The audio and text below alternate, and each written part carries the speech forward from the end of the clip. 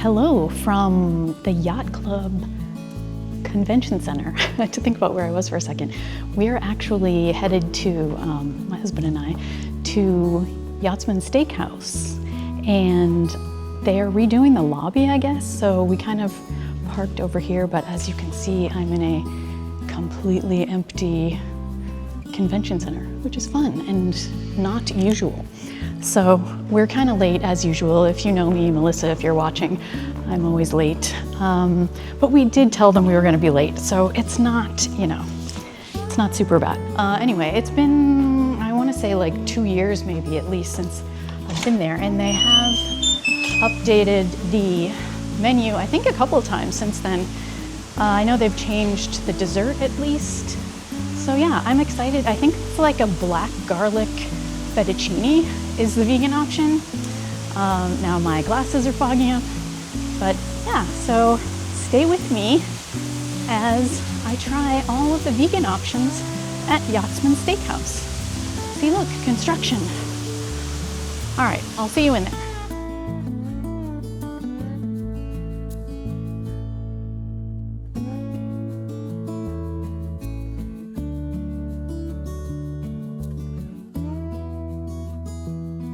So we just spoke to the waiter, Danny from Boston. He's very wonderful if you get him.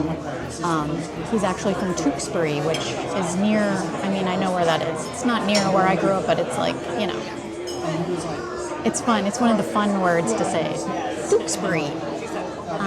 Anyway, back to the reason you're watching. I did ask if any of the enhancements could be made vegan, and he said basically everything except the mac and cheese.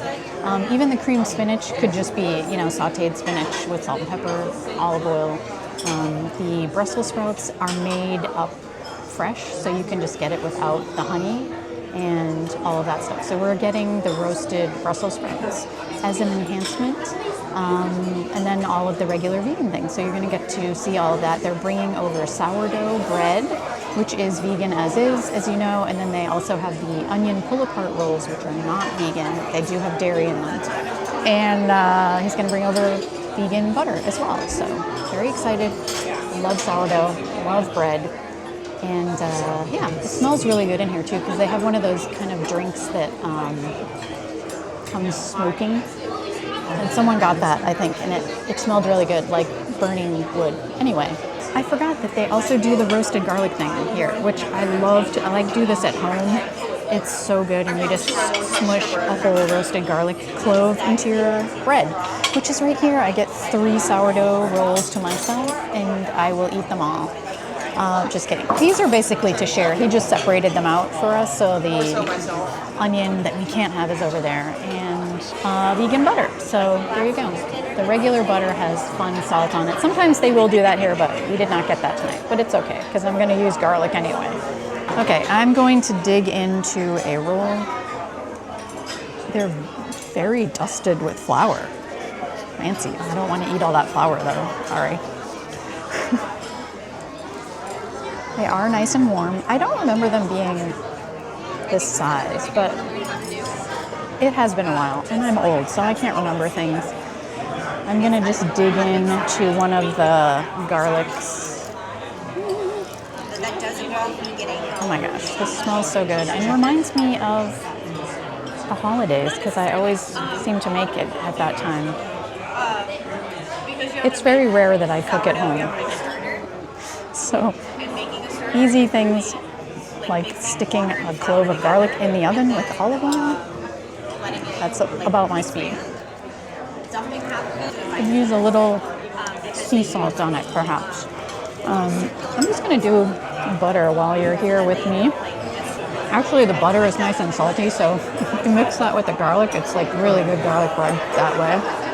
I think this place maybe used to be the one, and correct me if I'm wrong, let me know in the comments, that used to give you like the little baby loaf of sourdough. Am I remembering correctly? But then when they redid the menu a couple years back, that's when they added the pull-apart rolls and made these be sourdough rolls. I could be mistaking that. I don't know. Let me know. I'm trying to think of all the places that have really good bread on property that are vegan as is. So we just did Ohana, and they have the gluten-free rolls. Sebastian's has the gluten-free rolls too, I think. Even though they do give you the good butter there, the fun flavored butters. California Grill, maybe they used to have sourdough and a little loaf. I really can't remember. It's been too long since I've been. California Grill was changing their menu too much, and I could not keep up with it for the $85 prefix menu, so I kind of stopped doing that. You guys can check the menu out online and see what they have there. Here is the Beet carpaccio, which really does look like carpaccio. It's got all these layers. It comes with a little papadum style bread and some dill.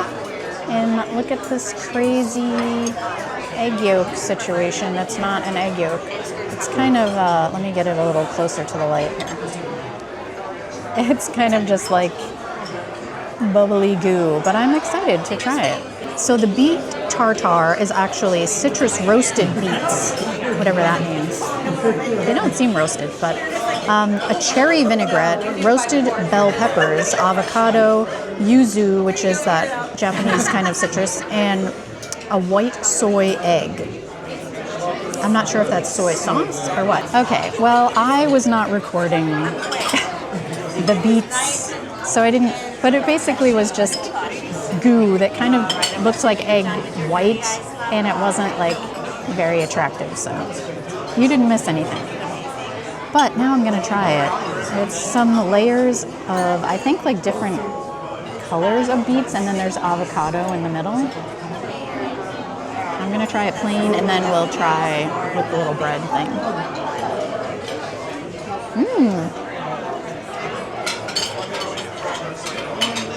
It's super fresh tasting. I feel like this isn't dill, it's a different, oh, you know what? I think it's fennel. Is this fennel? Let me know. That adds a nice crunch to it. This is really fun. I enjoy this, and it's a good size too. It's not too, sorry to describe the flavors a little bit, it's not overly vinegary. Like, it's not really a vinaigrette thing. It's just very beet forward. There is a little bit in there. That might have been what the egg yolk thing was. See, look, it's like drippy, like an egg yolk. Egg white. Not a fan of that. Oh, that's like citrusy. Super citrus and salty. So that's a fun mixture. And you can see like the seasoning on the avocado. So it's very well seasoned. But this is fun. I would get this again for sure. It's like very fresh flavors, super earthy, and a great option so you don't fill up before your fettuccine. We were just having an interesting discussion here. Scott brought up the fact that most vegan meat replacement options aren't trying to completely mimic the thing that they're trying to do, like with the exception of burgers. But you know, like there's not, like the McRib, for example, is supposed to be a rib thing, but there's not really ribs in it. So this is supposed to mimic beef carpaccio, which would be chopped up. It is similar to that, but what we were talking about is the egg yolk situation on top. So some people might have been grossed out by egg yolk before they became vegan. And I definitely was always grossed out by egg whites. And that's kind of what this reminded me of. You saw me just, you know, describe it and be like, ugh, but it tasted really good. And I know we had that issue with the former Entree at Citrico's, which had the, I think it was like frozen tomato, and then they unfroze it and it became liquefied or whatever. And people always freaked out about that when I would share that post. They were like, oh my God, is that an egg yolk? And now, of course, they actually make vegan egg yolks that look like egg yolks too. We've come so far. But anyway, let me know your thoughts on that. Like, do you draw the line at things that are pretending to be animal products that you like don't ever want to eat again? Something to think about. I just had another piece of this, and I just wanted to explain because I was calling it papadum style bread, but it really isn't. It's more, I don't know if you can see the flakiness of it here. It's kind of just like unleavened bread, but it's crunchy. It's not as breakable as papadum is, and it definitely is not the same flavor. So it's kind of just like flour and water and salt, but it's thicker than papadum. They're still really good. Kind of like a cracker, basically, like a homemade cracker. Black garlic fettuccine has just arrived. It is house-made fettuccine, so that's exciting. Seared baby squash, which I can see right before my eyes. Heirloom cherry tomatoes. Not seeing any of those, but I'll keep an eye out. And mushroom conserva. I don't know what that is. I will have to look it up. And a creamy black garlic sauce. They recommended a certain kind of Pinot Grigio, which I did not get. I'm not a huge wine person, so interesting. And then for the hot honey bourbon Brussels sprouts, we did not get the honey on here. I'm gonna have to triple check because it says chili candied walnuts. I need to make sure what that was candied with. But yeah, it's just roasted Brussels sprouts, which look really good, and then chili candied walnuts. So I'll double check on that. We did confirm that the Brussels sprouts the walnuts are candied, chili walnuts, chili candied walnuts, corn syrup. So that makes sense. I didn't even think of that. So now, let's take a look. We're gonna go ahead and try, these have fun little, I think these are like sliced garlics that have been fried. That's fun. Here's some little baby squashes that have been roasted. I'll save that for later. I still don't see any heirloom tomatoes, so they might have been out of that, but that's okay. This is very sticky, but that's homemade pasta gets like that. So I'm gonna try it plain first. Wow. You can definitely taste that conserva, which I assume, I haven't looked it up yet, but I assume is some sort of like saucy consommé. Maybe it's like, I don't know, concentrated mushrooms. This makes it very savory, almost like back in the day, if you ever made like those Knorr noodles that had like broth flavors to them, it kind of tastes like that, like garlic noodles, but like in a really good, obviously, gourmet fashion. I'm gonna try a little bit of this garlic aioli stuff, or whatever that was called. That is very salty. Interesting. I mean, I really like these noodles as they are. I don't know if I would like, maybe I can dip the veggies into it, but if I mix the whole thing with that, I think it would be like too much flavor. This is definitely a little mushroom guy right here. I'm trying to see if there's any, oh, I see, there's mushroom, oh, this is, okay, well now I just sound silly, but I think there's mushrooms like in here, so it's not a sauce probably. I will look it up in a minute, but I'm gonna try a garlic chip.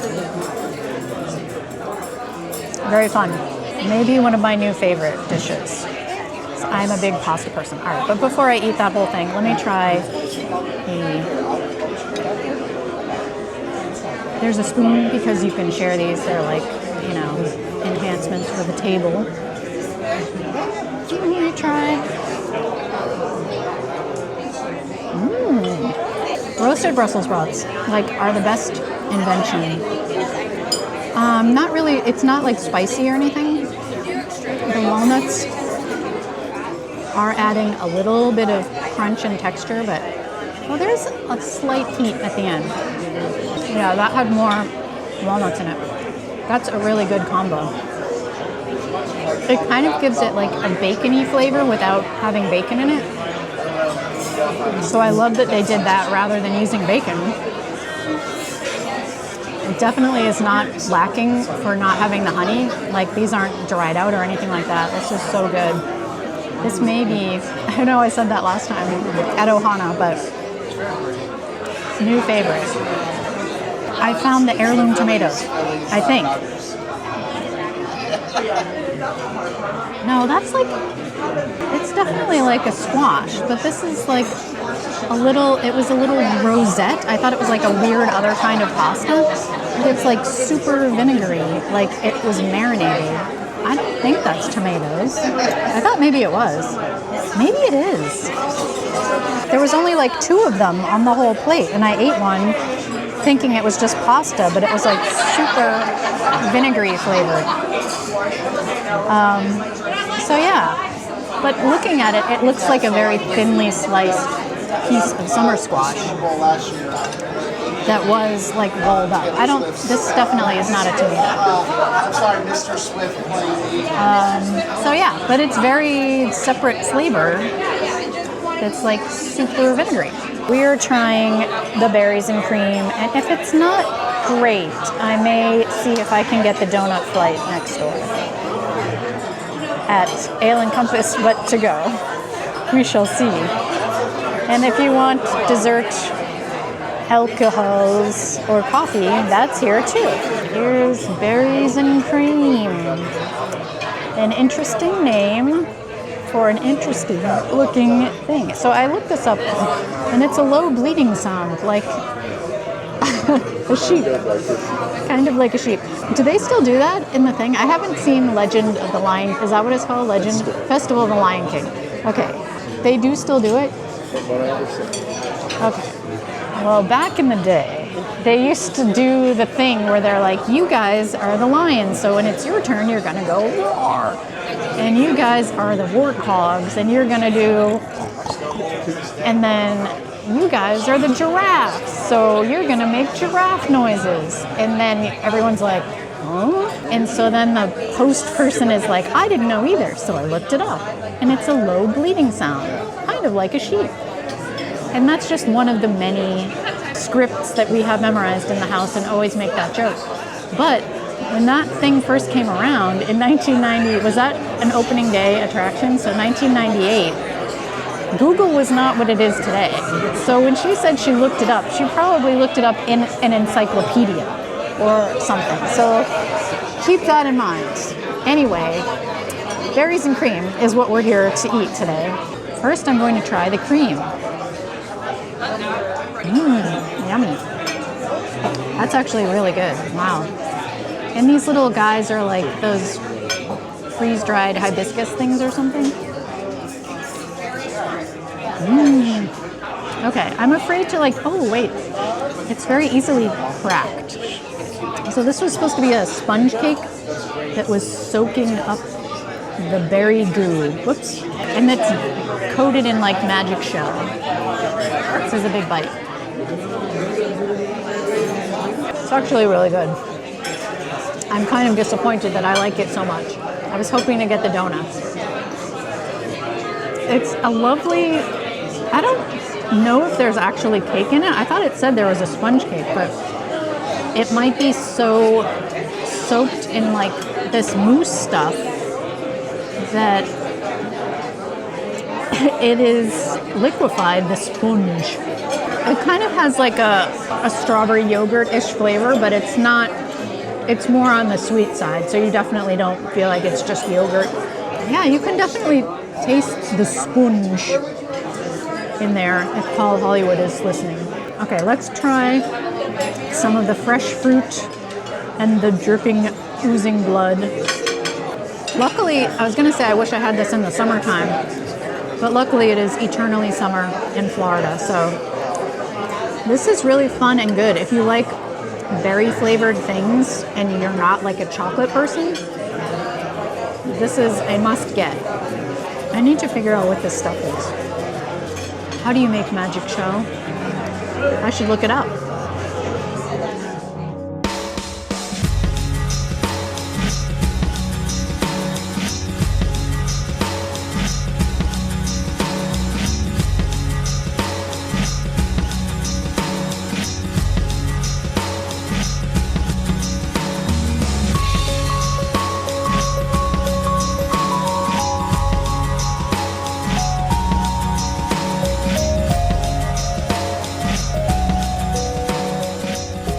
We're now back in the completely empty Yacht Club Convention Center. And that's gonna do it for this video. I hope you enjoyed the review, and I hope you check out the Yachtsman Steakhouse because I think it's definitely worth a visit for this new, to me, and maybe you, entree, which was the black garlic fettuccine.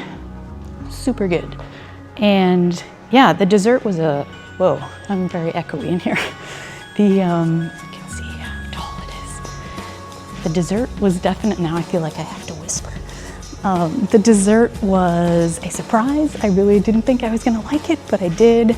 I would definitely get everything that I got again if I go back. It is on the pricey side, so it's like a good celebratory dinner place or, you know, special occasion kind of deal. But I did look up and the entree here is $38 and it's $39 at Citrico's.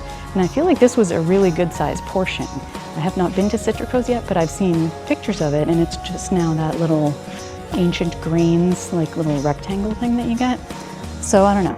That is on my list to check out. If you've been to Citrico's, let me know if you thought it was worth the price for the serving size. And let me know where you want me to, so echoey, where you want me to review next. And please like and subscribe and share this video with a friend that you know would enjoy it. Thanks so much for watching Vegan Disney Food, your plant-based guide to the magic. See you next time.